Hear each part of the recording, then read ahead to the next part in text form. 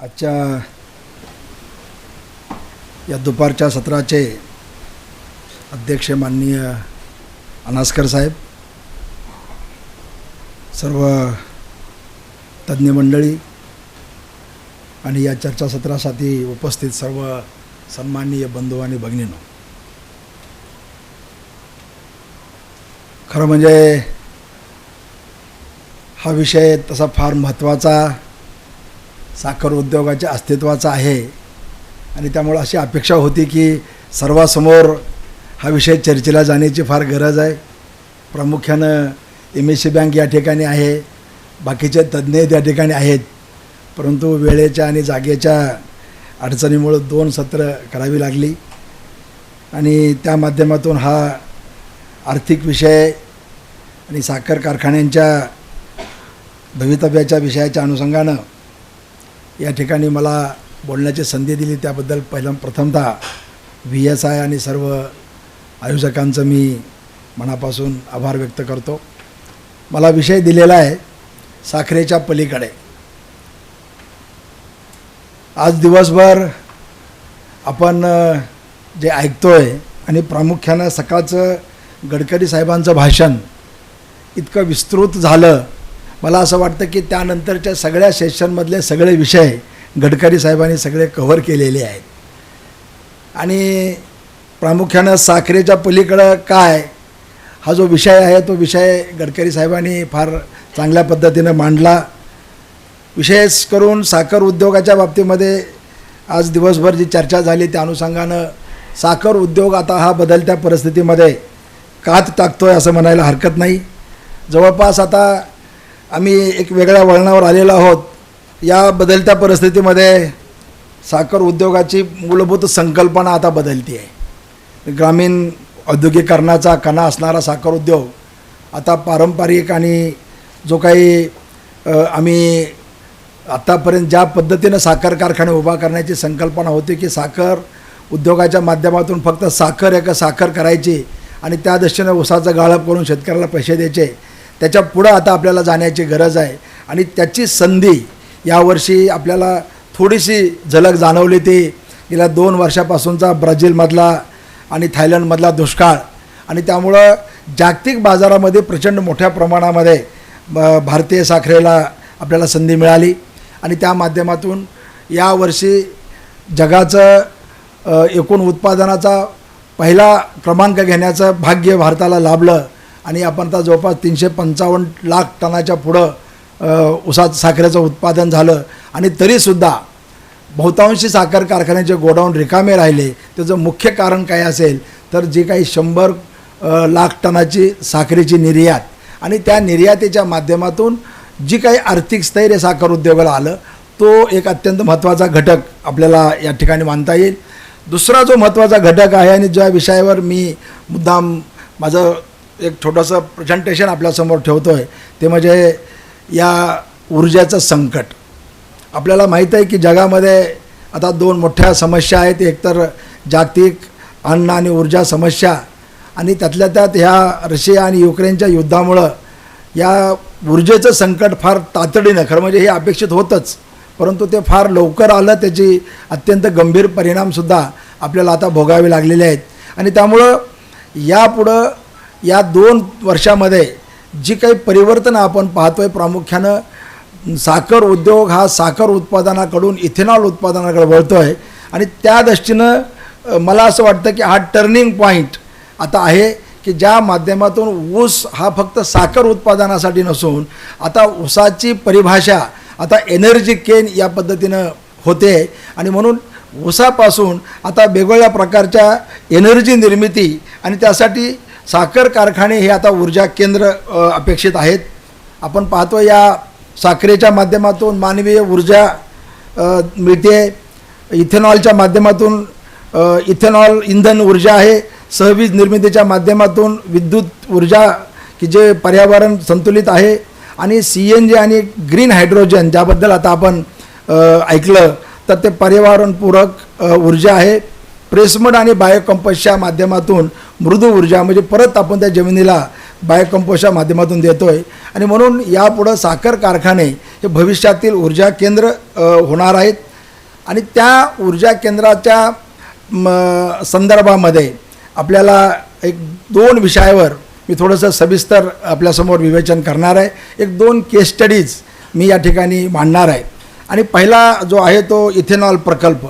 इथेनॉलच्या बाबतीमध्ये सकाळी गडकरी साहेबांनी सांगितलं आणि गेल्या 2-3 वर्षापासून ज्या पद्धतीनं केंद्र सरकारनं इथेनॉलला प्रोत्साहन दिलं, ज्या पद्धतीनं इथेनॉलसाठी काही आर्थिक सहाय्य करणं असेल किंवा वेगवेगळे धोरणं असतील, इथेनॉलच्या किमती वाढवण्याच्या दृष्टीनं असेल, ते करत असताना एक गोष्ट लक्षात आली की पूर्वीच्या पद्धतीप्रमाणे आम्ही सी मोलासेसपासून जे इथेनॉल करतो आहे त्या पद्धतीनं यापुढं इथेनॉलची गरज आपण भागवू शकणार नाही. आज यावर्षी 10% आपण आलो. 450 कोटी लिटर हे इथेनॉलची रिक्वायरमेंट आहे आणि ते जवळपास आपण आता कुठंतरी 410 कोटी लिटरपर्यंत उत्पादित करून ते भागवतो आहे. आता केंद्र सरकारनं जी घोषणा केलेली आहे 2018चा बायोफ्युअल जो काही धोरण सरकारचं होतं त्यामध्ये परवा गव्हर्नमेंटनं अमेंडमेंट केल्या आणि त्या माध्यमातून आता 2030च्या ऐवजी 2025पर्यंत 20% इथेनॉल झालं पाहिजे अशा दृष्टीने केंद्र सरकारची भूमिका आहे.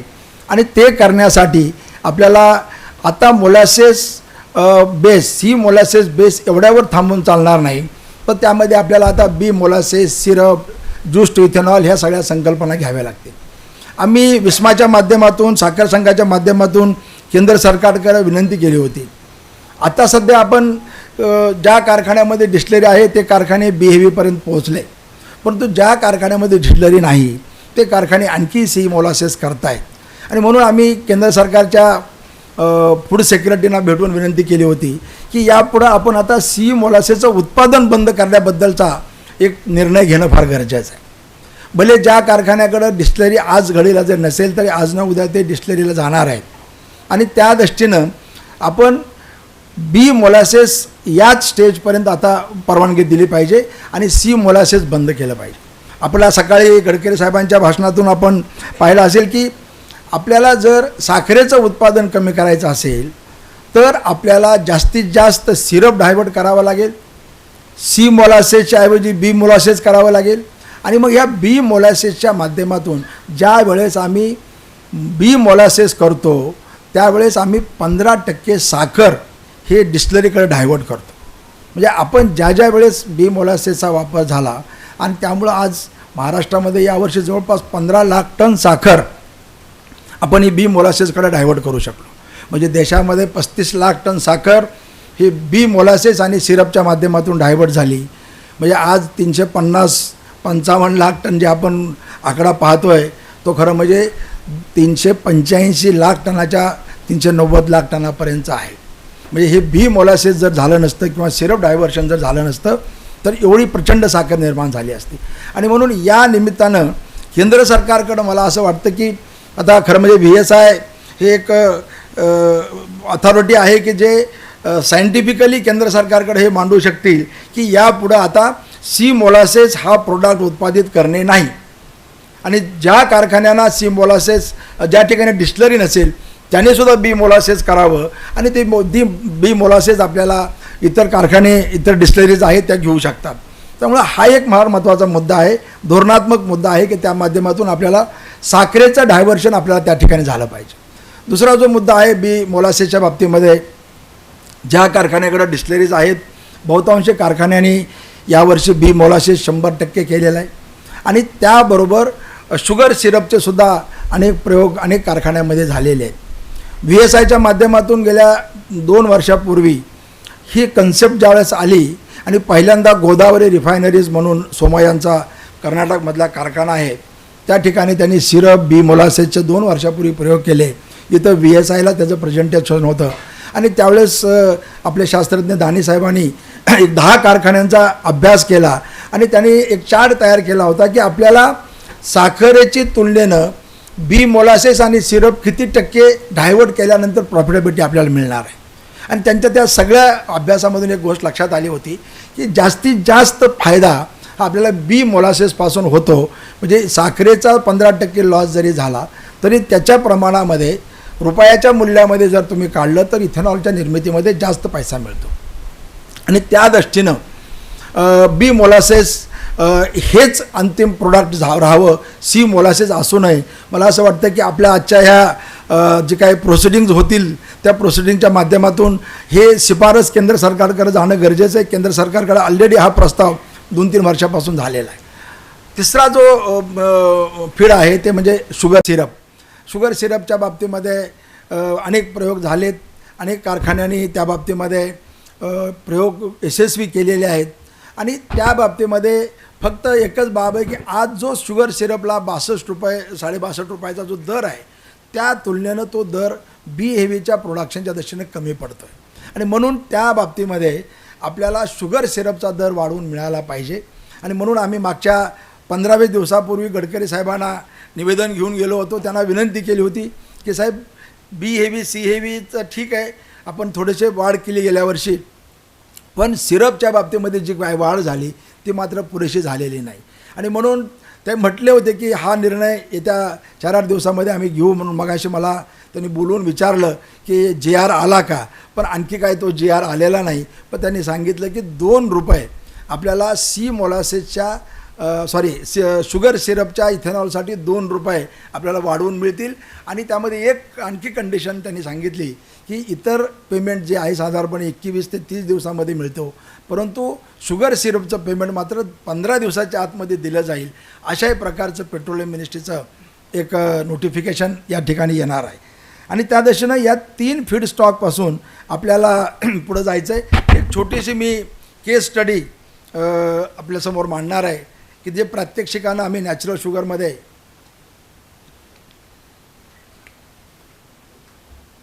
यावर्षी ह्या सगळा प्रात्यक्षिक प्रयोग या ठिकाणी केलेला आहे. कारखान्याची क्षमता 5,000 मेट्रिक टनाची आहे.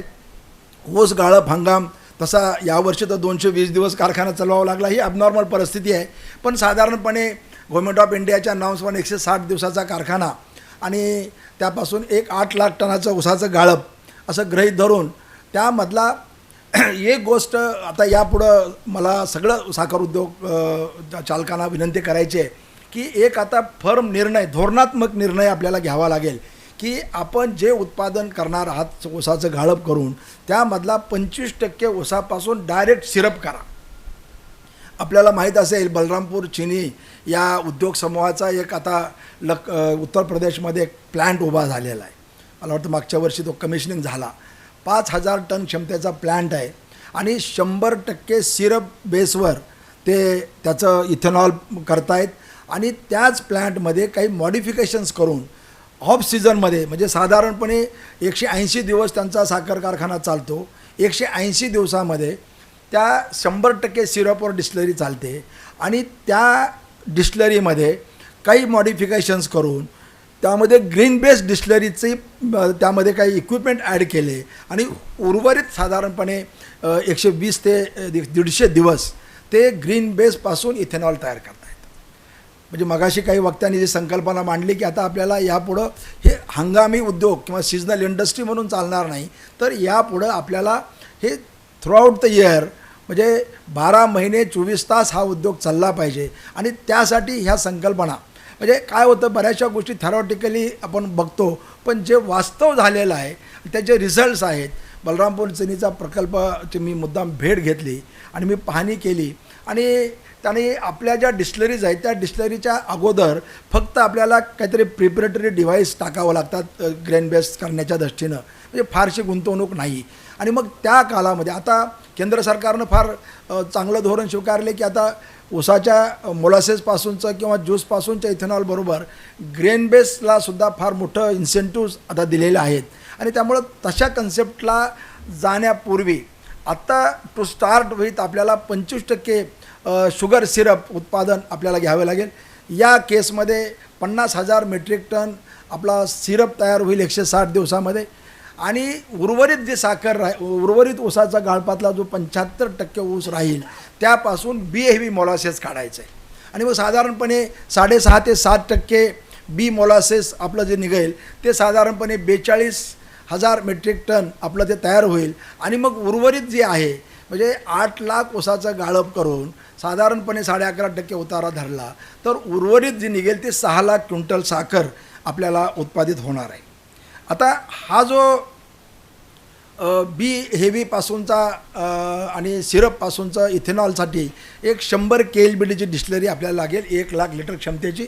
आणि त्या माध्यमातून आपल्याला शुगर सिरप म्हणजे दररोज 325 टन आपल्याला 25% ऊसापासूनचा हा उपलब्ध होईल.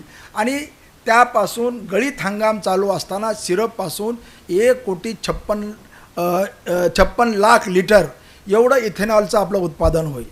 हंगाम बंद झाल्यानंतर जो तुमच्याकडं 42,000 टन बी हेवी मोलासेस आपल्याकडं साठवलेला आहे, त्या बी हेवी मोलासेसपासून साधारणपणे 1,32,00,000 लिटर एवढं आपल्याला इथेनॉल मिळेल. आणि एकूण त्या वर्षातले फक्त साधारणपणे 300 दिवस वर्किंग आपण धरलेलं आहे. आणि त्या 300 दिवसामध्ये 2,88,00,000 लिटर एवढं इथेनॉल आपल्याला उपलब्ध होईल. आणि त्या इथेनॉलपासूनचा कॉस्ट ऑफ प्रोडक्शन आणि उत्पादन खर्चाचा म्हणजे जे काही वास्तव माझ्याकडच्या ज्या फिगर आहेत त्या मुद्दाम आपल्याला सांगतो आहे की आज इथेनॉलचा सरासरी बी हेवी आणि सिरपचा दर जर धरला तर 60 रुपये आपल्याला दर मिळतो. बी हेवी मोलासेस आणि शुगर सिरपची जी कॉस्ट आहे साधारणपणे 1 लिटर इथेनॉल करण्याकरता 33 ते 34 रुपये रॉ मटेरियल कॉस्ट आहे आणि 5 ते 6 रुपये ही प्रोसेसिंग कॉस्ट आहे. म्हणजे 40 रुपये जरी खर्च गेला तरी प्रति लिटर आपल्याला 20 रुपये निव्वळ नफा आपल्याला त्या माध्यमातून उपलब्ध होणार आहे. आणि त्यामुळे 100 KLBD डिस्टिलरीपासून वर्षाला साधारणपणे 60 कोटीचं उत्पन्न मिळेल. आणि मग भांडवली गुंतवणूक जे काय कॅपिटल इन्व्हेस्टमेंट झालेली असेल, बँकेचं व्याज असेल, तो जरी खर्च वजा जाता त्यामधून 30 ते 35 कोटी रुपये हा निव्वळ नफा अपेक्षित आहे. हे हायपोथेटिकल अजिबात नाही, हे वास्तव यावर्षीचं नॅचरल शुगरच्या डिस्टिलरी प्रकल्पातला हे ॲक्च्युली वास्तव आहे. आणि त्यामुळं या बाबतीमध्ये मला एकच सांगायचं आहे की यापुढं आपल्याला एक धोरणात्मक निर्णय, सीझन कसाही असो, अतिरिक्त ऊसाचा असो, शॉर्टेजचा असो, पण आपल्या गाळपाचं नियोजन करत असताना एकूण गाळपाच्या 25% सिरप हा इथेनॉलला गेला पाहिजे आणि उर्वरित बी हेवी करून मग आपला तो हंगाम संपवला पाहिजे. आणि उर्वरित ऑफ सीझनच्या हंगामामध्ये जो तुमच्याकडे उपलब्ध असेल बी हेवी हे जे वर्किंग आहे हे साधारणपणे 5,000 टन क्षमता आणि 5,000 टन क्षमतेला 100 KLBDची डिस्टिलरी अशा पद्धतीचं हे नियोजन आहे. आणि त्या नियोजनानुसार हे आलेलं वास्तव आहे. अशाच पद्धतीनं आपल्याला पुढचा एक केस स्टडीचा मी आपल्याला मुद्दा मांडणार आहे. मी फार दुसऱ्या खोलात जाणार नाही. साखर उद्योगाचे नफा नुकसान वगैरे अनास्कार साहेब आहेत, बाकी तज्ज्ञ मंडळी आपल्यासमोर मांडतील. पण साखरेच्या पलीकडं काय, साखर सोडून पुढं काय करता येईल आपल्याला. आणि त्या अनुषंगानं 1-2 केस स्टडीज, एकतर इथेनॉलच्या संदर्भामधला आणि तो बेसिक धोरणात्मक निर्णय की आपल्याला 25% सिरप आणि उर्वरित बी हेवी आणि सी हेवीला बॅन, या 3 गोष्टी मात्र आपल्याला निक्षून कराव्या लागतील. साखर उत्पादनामध्ये मला वाटत नाही की महाराष्ट्रातल्या कुठल्या कारखान्याचा साखरमधून नेट प्रॉफिट झालेला आहे. पण बहुतेकांचे यावर्षीचे बॅलन्स शीट अत्यंत ब्राईट आहेत की सगळे इथेनॉल ज्यांचं आहे, कोजनरेशन ज्यांचं आहे, त्यांचे सगळे बॅलन्स शीट प्लसमध्ये आहेत. आणि अनस्कर साहेबांना मला मुद्दाम सांगायचं, यावर्षीचे बॅलन्स शीट आपल्याकडे येतील साहेब, बहुतेकांच्या नेटवर्थसुद्धा प्लस आलेले असतील. इतकं स्ट्रॉंग पोझिशन यावर्षी एक्सपोर्टच्या ऑपॉर्च्युनिटीमुळं, इथेनॉलमुळं निर्माण झालेले. आणि हा तिसरा जो ऑपॉर्च्युनिटी आपल्याला आहे ती म्हणजे बायोगॅसच्या बाबतीमध्ये. आज आपल्याकडं डिस्टिलरी 100 KLBDची आहे. 100 KLBDच्या डिस्टिलरीसाठी जो काही स्पेंट वॉश आहे तो स्पेंट वॉश डिस्पोजलसाठी सुरुवातीच्या काळामध्ये पोल्युशन कंट्रोल बोर्डाचं फार काही रिस्ट्रिक्शन्स नव्हते. त्यामुळं बहुतांशी लोकांनी सुरुवातीला बायोगॅस टाकले आणि मग बायोमिथेनेटेड वॉश जो आहे तो वॉश डायरेक्टली आपला कंपोस्टिंग केला आणि त्या पद्धतीने केले. नंतर मात्र या बाबतीमध्ये काही अडचणी निर्माण झाल्या आणि मग इन्सिनरेशन बॉयलर याकडं जावं लागलं. आणि त्या इन्सिनरेशन बॉयलरच्या अडचणीमुळं खरं म्हणजे आपण चांगलं राष्ट्रीय उत्पन्न असेट असणारं ते जाळून टाकायला लागलो. पण त्याऐवजी आपल्याकडं बायोगॅस असेल तर त्या बायोगॅस साधारण 100 केलबीटच्या डिस्टलरीपासून एक 45 ते 50,000 मीटर क्यूब एवढा दररोजचा तुम्हाला बायोगॅस उपलब्ध होईल. आणि त्या बायोगॅसचं प्युरिफिकेशन केल्यानंतर ही ती क्षमता सांगितलेली आहे, त्याचं प्युरिफिकेशन केल्यानंतर आपल्याला बायो CNG करणं अत्यंत सोपं आहे.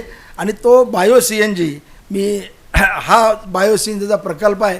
आत्ता रिसेंटली मागच्या 15 दिवसापूर्वी आमचा तो कमिशन झालेला आहे. आणि बायोगॅस साधारणपणे उभारणी करण्यासाठी 15 ते 16 कोटीचा कॅपिटल कॉस्ट आहे. आणि त्याच्या पुढचा बायो CNG हे आपल्याला साधारणपणे लक्षात येईल की तर हा बायो CNGचा प्रकल्प पूर्वी आमच्याकडं बायोगॅस होता. त्या 2 बायोगॅसपासून साधारण 45,000 घनमीटर रॉ गॅस तयार व्हायचा. त्याचं प्युरिफिकेशन करून ट्रायल बेसिसवर हा 5 टन कॅपॅसिटीचा बायो CNG प्लॅन्ट आम्ही त्या ठिकाणी उभा केलेला आहे. आणि ह्या 5 टन बायोगॅस प्लॅन्टमधून जो CNG तयार झाला त्या CNGचं साधारणपणे जे इकॉनॉमिक्स आहे तर ते इकॉनॉमिक्स आपण 50,000 घनमीटरमधला रॉ गॅसमध्ये 60% हा प्युअर मिथेन निघतो, तो 30,000 मीटर क्यूब मिळेल. आणि तो प्रोसेस केल्यानंतर त्याच्यामधला जो H2S आणि बाकी सगळं गेल्यानंतर साधारणपणे 20 मेट्रिक टन पर डे हा CNG आपल्याला उपलब्ध होतो. आणि त्या 20 मेट्रिक टनापासून म्हणजे वर्षाला 300 दिवसाचं ऑपरेशन धरून 6,000 टन आपला बायो CNG होईल. आज बायो CNGचा जो दर आहे 80-85 रुपयेपर्यंत आहे, पण तो आपण 75 रुपये त्यातला ऑइल कंपनीचा वाटा जरी सोडला 75 रुपये किलोप्रमाणे मिळाला तर 45 कोटी रुपये हा आपल्याला बायो CNGच्या माध्यमातून उपलब्ध होतील. आणि भांडवली व्याज, उत्पादन खर्च, व्यवस्थापन खर्च एक 15 ते 20 कोटी जरी गेला तरी जवळपास 25 ते 30 कोटी रुपये आपल्याला या बायो CNG पासून, म्हणजे त्यामध्ये फार कुठलंही मेजर गुंतवणूक नाही किंवा फार ऑपरेशनल कॉस्ट नाही, परंतु ही एक फार सुवर्ण संधी आता साखर उद्योगाला आलेली आहे. आणि फार प्रचंड मोठ्या प्रमाणामध्ये ऑइल कंपन्यांची मागणी आहे. विशेष म्हणजे बायो CNGसाठी आपण ऑइल कंपन्यांनाच विकला पाहिजे असं बंधन नाही. आपण स्वतः आपला डिस्पेन्सिंग पंप टाकू शकता आणि आपण तो डायरेक्टली ग्राहकाला विकू शकता. अशी ऑइल कंपन्यांची परवानगीसुद्धा आता गडकरी साहेबांच्या माध्यमातून आम्ही मिळवलेली आहे. आणि तसा इंडिपेंडंट डिस्पेन्सिंग पंप आम्ही आता आमच्याकडे टाकलेला आहे. आणि साधारणपणे ह्या गुंतवणुकीचा परतावा जो आहे तो 1.5 ते 2 वर्षामध्ये हा परतावा आपल्याला मिळू शकतो. अशा परिस्थितीमध्ये मला असं वाटतं की हे 2 पर्याय आपल्याला साखर उद्योगाला आहेत. जो सहविद्युत निर्मितीच्या बाबतीमध्ये बोललं गेलं, त्यानंतर ग्रीन हायड्रोजनचं आपण आता सविस्तर ऐकलं. आणि त्यामुळे यापुढं जर आपल्याला विजेचे दर आता ही परवा MERCनं आता एक नवीन आणलं की गेल्या 3 वर्षातल्या तुमच्या वसुल्या सुरू केल्या. असं जर होत असेल तर आता कोजनरेशनची वीज MSEBीला न विकता आता आपण ग्रीन हायड्रोजन उत्पादनासाठी वापरण्याची सुद्धा संधी आपल्याला फार चांगली उपलब्ध झालेली आहे. आणि त्या माध्यमातून आपल्याला प्रदूषण शून्य अशी शाश्वत ऊर्जा निर्माण करता येईल. आणि म्हणून साखरेच्या पलीकडं ऊर्जा आत्मनिर्भरता हेच सोल्युशन आपल्या निश्चितपणे साखर उद्योगासाठी आहे. आणि त्या दृष्टीनं मला असं वाटतं की यापुढं इथेनॉल, बायो CNG आणि ग्रीन हायड्रोजन हे 3 पर्याय जर निवडले तर साखर उद्योग हा सीझनल न राहता तो 12माही तर होईलच, परंतु आर्थिकदृष्ट्या स्वावलंबी होईल अशी मला निश्चित खात्री आहे. आपण माझं विवेचन शांतपणे ऐकलं आणि VSIनं मला ही मांडण्याची संधी दिली त्याबद्दल त्यांचे धन्यवाद व्यक्त करतो आणि थांबतो. धन्यवाद.